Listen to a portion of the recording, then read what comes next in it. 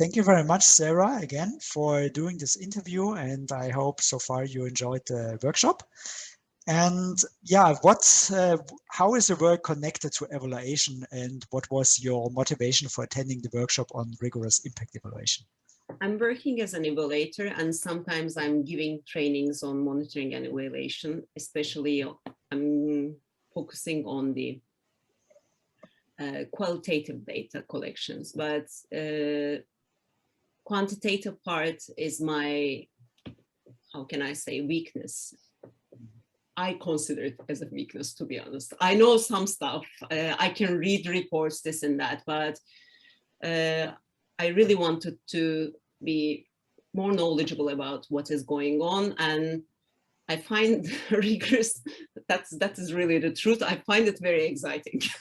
So I would really love to take part in one of these type of evaluations. And I thought if I received that training, at least I would be really able to understand what is going on, be able to read and interpret the monitoring reports and evaluation reports, impact evaluations, and then maybe in the future work in one of them.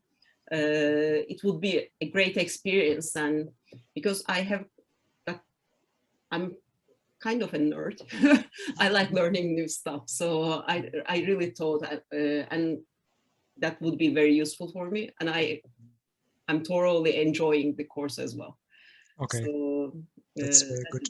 Very good to hear. We always need people who are interested in these topics and nerds. Yeah.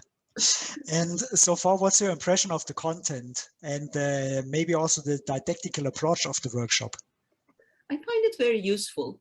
Of course, you know, it's very, maybe it's not very basic, but it is still, it wouldn't help me to design my own thing. And I'm not capacitated enough to do something like that anyways.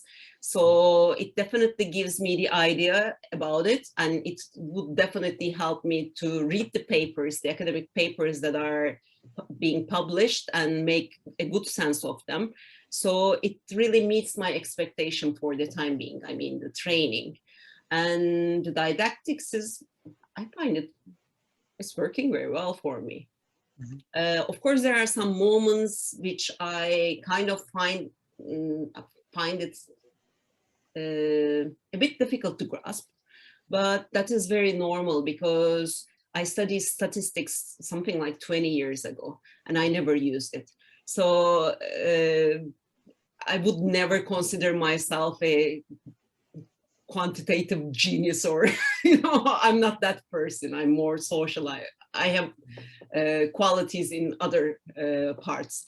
So I find it very useful. That's what I can say. And yeah, I really hope that at one point I can use what I learned, except for, reading the documents that are already available. So I would like to put it into practice, to be honest. So this is maybe then for the longer future. And can you imagine that you can apply something directly in your work, which you're working in? I thought the problem is, I'm from Turkey. I'm not really hearing so many impact evaluations going on, especially in terms of rigorous impact evaluations. So I also design projects from time to time, but these projects generally do not have the funds, enough funds that would cover a proper rigorous impact evaluation, which is a bit costly. So maybe while I'm teaching it, I can definitely include what I have learned so far, but I do not, at least I cannot create the prospect of designing an impact evaluation from scratch and put it into the real world. That is my kind of dilemma. But, we're working internationally, so that doesn't require me to do everything based on my own country. It's an international arena, and I'll see. I would definitely love to do it, by the way. So that is for sure. Well, actually, also the course is on the fundamentals, right, Yeah. of the rigorous impact Indeed. evaluation. And to really conduct one, you need to be a very pro as well in the topic. No. Very I good mean, skills. not me doing it. I would be just one part of it. I told you I'm completely, to be honest, I'm very dumb with mathematics. So I can't imagine myself doing it myself. No. Yeah. That is definitely not, it's out of question. No, I wouldn't dare. No, I would be Okay. just one part of it because it's Uh-huh. very interesting. And Yeah. all my life keeps on around, how can I say, keeps going around this same question. What we are doing, is it really worth doing? Mm-hmm. So I keep on asking this question all the time while I'm working in a project. I keep on asking this, is it really having an impact? Mm-hmm. I'm not kidding, I really ask this. Mm-hmm. So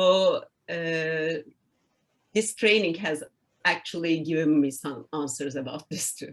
Mm-hmm. So I find it highly useful, very Okay, useful. perfect. Yeah, good to know. And when we look, because now we are in a virtual workshop phase, and we are now also thinking about more community building activities, so also in the virtual world. From your perspective, or maybe experience from other providers of further trainings, do you have any desires or also any ideas how IPDET could implement community building measures? Actually, that I seriously believe that there is a gap over there, and it's especially needed in terms of the junior evaluators. And I sometimes miss having an environment like that, which would actually facilitate me. And maybe, how can I say, some sort of coaching, mentoring mechanism can be thought of, where the juniors meet with the seniors and a nice exchange of knowledge and information and also experience would be definitely very helpful for the junior evaluators. And I have heard that, but I'm not 100% sure. The Bosch alumni system is working pretty well in those regards as a alumni circle. And no, that is definitely needed. And in case you need support, human resources, this and that, in terms of, if there's something I can help you, I would also like to take part in it and, support the team somehow, because it is needed. And I know that amongst the, groups that I'm part of, these, Yahoo groups, kind of Gmail groups, this is something that has been discussed recently as well. People really need that kind of interaction. And this pandemic has also increased our communication between the virtual, within the virtual world. So there would definitely be some kind of demand if the offer is set. Somehow there will be an interaction. But the question is how to attain that interaction.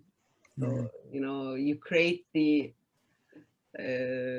buzz and then it falls after some time. So there will be constant need of feeding it, and of course you need to invest also your resources. Exactly. It goes on because at first people become overexcited, say yeah, we will do this, we will do that, and it's very nice. And then after a couple of exchanges, the excitement fades away, and then you remain with two people who are just chatting between themselves and nothing else. Last ones.